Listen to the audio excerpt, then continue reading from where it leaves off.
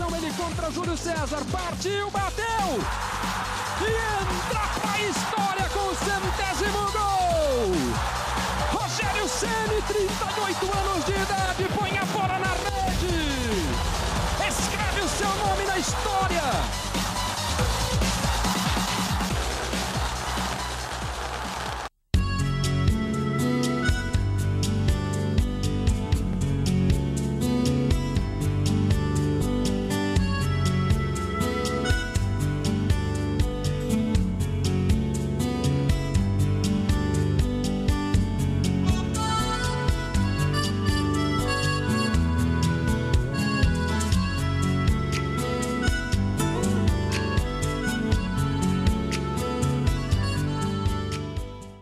Hoje, sua noite vai ganhar um toque especial de bom humor e informação.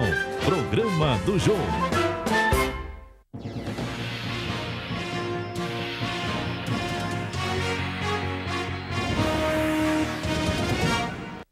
Olá! Brasileiros experimentam a sensação de um grande terremoto. Tudo num simulador. A reportagem é de Akil Sakaguchi. Em diversos eventos voltados à comunidade brasileira, lá está o caminhão que simula terremotos. Muitas vezes, a maioria nem dá atenção, e são poucas as pessoas que se preocupam em saber como é a sensação de um tremor de grande escala. Para as crianças, o simulador parece mais uma atração de um parque de diversões. Para os adultos, não teve nada de divertido. No terremoto do dia 11 de março, a região Tokai não sofreu grandes estragos, mas foi o suficiente para que as pessoas se preocupassem com a prevenção. O simulador esteve exposto ontem num festival de intercâmbio na cidade de Tiril, em Haiti. As crianças continuaram se divertindo no caminhão e em outras atrações trazidas pela polícia. Já os adultos aproveitaram para ver os artesanatos, experimentar o pastel brasileiro e também a sensação de um forte tremor. Esse americano mora há 16 anos no Japão e disse que é a primeira vez que subiu num simulador. Ele queria saber como foi a sensação dos moradores de Tohoku. Many time, not that intense. Esses dois brasileiros também tiveram a primeira experiência no equipamento. Alexandre faz treinamentos na fábrica, mas os recentes acontecimentos serviram de alerta. Aqui a gente fica mais preocupado ainda depois dos últimos acontecimentos, principalmente a gente tem família e se preocupa muito também com a nossa comunidade brasileira aqui no Japão, porque a gente, como mora no Brasil, não está acostumado com esse tipo de coisa acontecendo. Kátia passou mal durante o tremor simulado de 7 graus. Nossa, é muito ruim. A gente fica meio enjoado, assim, né? Ainda que é simulação, a gente sabe, né? Mas acho que se for na realidade mesmo, deve dar um pânico. Eu acho que todo mundo precisa passar por ele para ver como é que é mesmo, né? Como reforço, a polícia distribuiu panfletos em português, chinês e inglês. Prevenção nunca fez mal, principalmente em casos de desastres naturais. O vazamento de água dentro dos reatores tem sido o principal problema nos trabalhos de conexão de luz e resfriamento na usina nuclear de Fukushima. Os técnicos ainda não conseguem descobrir a causa. O trabalho agora se concentra em retirar a água acumulada, que contém altíssima radioatividade, e no resfriamento no lado externo com jatos d'água. Os Estados Unidos cederam 2 navios para ajudar nos trabalhos de resfriamento dos reatores da usina nuclear de Fukushima. Os bombeiros estão trocando a água do mar pela água doce para evitar possíveis corrosões. Cada navio da Marinha Americana tem capacidade para transportar 1.100 toneladas de água. O jornal Yomiuri também informou a situação nas cidades perto da usina. Em Minami-Soma, que fica dentro da área de 30 quilômetros da usina, nenhum morador foi visto na rua depois das 6 horas da tarde. Este outro gráfico mostra que nas outras províncias o nível de radioatividade está diminuindo. A restrição para o consumo da água da torneira entre bebês permanece só em algumas cidades de Fukushima. O jornal Nihon Keizai estima que as montadoras japonesas vão sofrer uma queda na produção de 400 mil veículos por causa do terremoto. Hoje, a Toyota reiniciou a linha de produção de carros híbridos nas fábricas de Aichi e Fukuoka. Ainda segundo o Nihon Keizai, aos poucos muitos produtos começam a voltar às prateleiras. Itens como pão, arroz e papel higiênico já não faltam mais. Por outro lado, a produção de fraldas descartáveis não alcança a demanda. Água, leite e pilhas são os que mais estão em falta. Noboro e Fujiko Endo, nós estamos bem, diz a placa que este morador coloca no local onde estava a casa arrastada pelo tsunami. Segundo jornais, centenas de desabrigados morreram ou simplesmente desapareceram dos abrigos públicos. Falta remédio e gente para atender.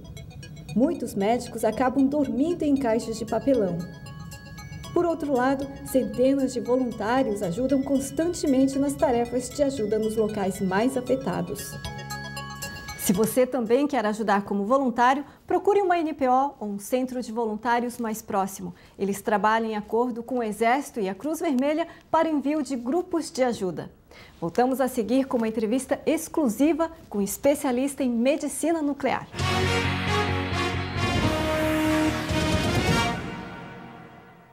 Quer se formar no ensino médio do Japão estudando em casa? A escola Shin-Eisha está dando esta oportunidade para jovens brasileiros da região de Kanto. Você terá acompanhamento periódico estudando no conforto da sua casa com a infraestrutura da escola à sua disposição. No final do curso vai receber o certificado de conclusão do ensino médio. E se você tem talento para o futebol, terá a chance de brilhar num campeonato intercolegial. Invista no seu futuro. Curso da Shin-Eisha Gakuin, sua melhor opção.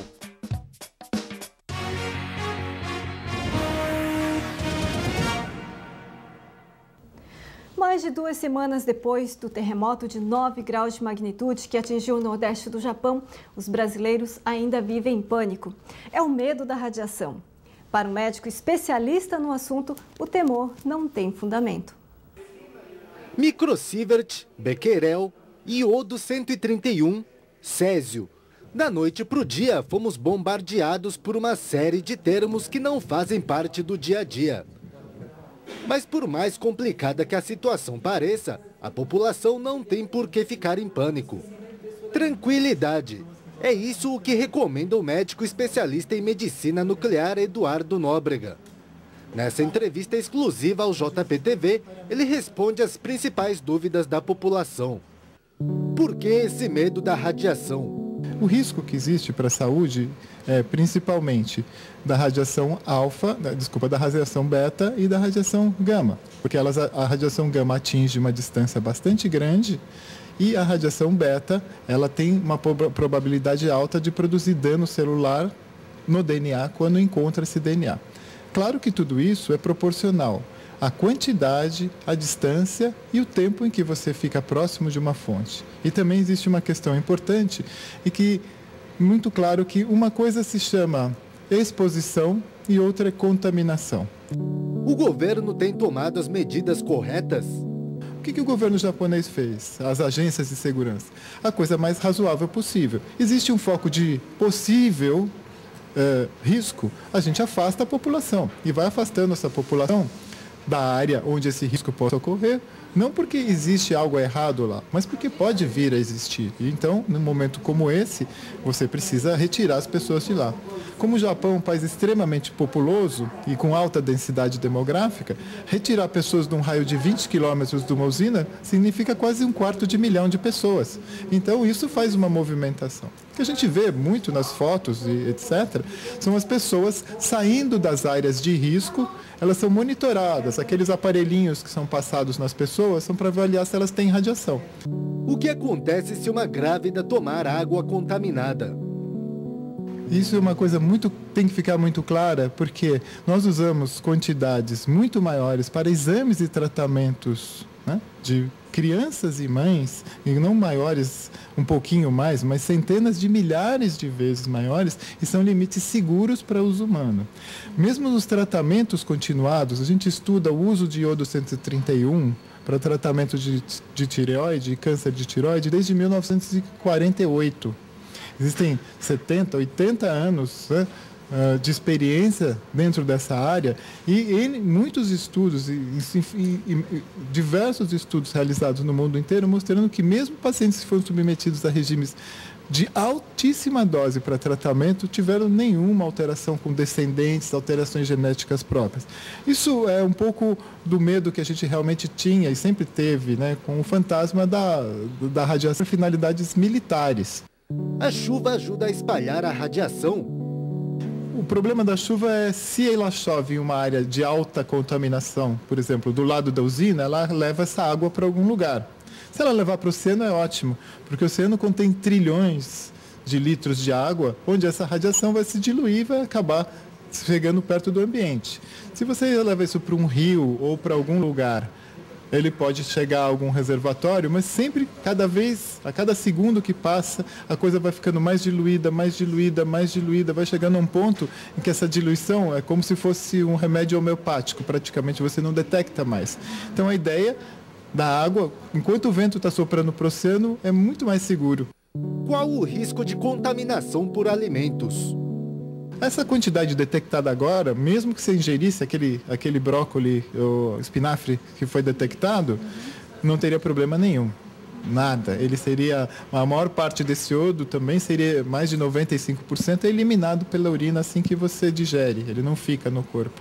Então, essa quantidade, mesmo aquele espinafre poderia ser comido. Ele só está um pouco acima do que se permite. Ele não causaria nenhum dano genético, nenhum problema de saúde, nenhuma queimadura, nenhuma coisa grave em ninguém. Mas ele não deve ser porque ele contém mais do que aquilo que a Organização Mundial de Saúde recomenda de radiação em cada produto. O consumo de peixe oferece perigo? Olha, está sendo monitorado todo o material que sai do mar. Se você monitorar é medir um peixe e ele não tem nenhuma radiação, ele é um peixe normal. Você pode comer sem problema nenhum. E nenhum alimento hoje está sendo liberado sem ser monitorado da região, porque é uma coisa básica, né? Eu não vou jogar fora um alimento precioso no momento desse, né? Porque ele veio de uma região onde tem um risco. Eu só vou descartar e jogar fora esse alimento se eu detectar nesse alimento contaminação. Porque isso não ocorre em todos os peixes ou em todos os espinafres. Isso pode ser uma coisa isolada em um determinado ponto. Então, como todo alimento está sendo testado por essas equipes, definitivamente, tudo que sai e está sendo disponível para consumo é seguro. A partir de quanto microsievert de radiação corremos perigo? Esse é um problema até para a ciência. Porque depende de como ela vem, de onde ela está, se ela é incorporada, se ela vem. E isso é uma coisa muito difícil de você medir. Nós sabemos que nós fazemos exames com muito mais de microsieverts todo dia, tomografias, ressonâncias, né? E não fazem nenhum mal para a sua saúde. Existem limites para cada um. Agora, a dificuldade é definir como e aonde. Não se pode pegar e trabalhar com números numa situação dessa. Se a gente imaginar, por exemplo, 1 litro de água que tinha 300 becquerel que foi detectado, para se ter uma ideia, um exame seguro de uma pessoa se usa pelo menos 3.700 megabecqueréis. Isso significa mega, 10 a sexta, vezes 10 a terceira, contra 10 a segunda. Ou seja, é uma proporção de um grão de areia para uma montanha. Existe razão para o pânico? Não existe nenhuma razão, absolutamente nenhuma razão para nenhum tipo de pânico hoje no Japão. Na verdade, eu acho que as coisas estão sendo conduzidas de uma maneira brilhante, coerente, muito séria, e está absolutamente cada dia mais sob controle. Eu espero que em breve a gente possa estar sorrindo de novo, que está tudo voltando ao normal. E para quem não sabe o que fazer, seguem recomendações do médico. Olha, a minha mensagem é bem simples. Eu acho que confiar nas equipes técnicas que estão lidando com esse problema, eles estão caminhando estão na direção certa, eles estão protegendo a população, eles estão fazendo tudo o que é possível, recomendável e até mais do que recomendável para garantir a segurança de todo mundo. É claro que a gente não pode fazer nada melhor do que eles, além de seguir as instruções dessas equipes à risca. Se eles disserem não fique aqui, é porque não é para ficar. Se eles disserem pode ficar, pode ter certeza que é seguro. Só para esclarecer, sievert é a unidade que mede a quantidade de radiação absorvida pelo ser humano.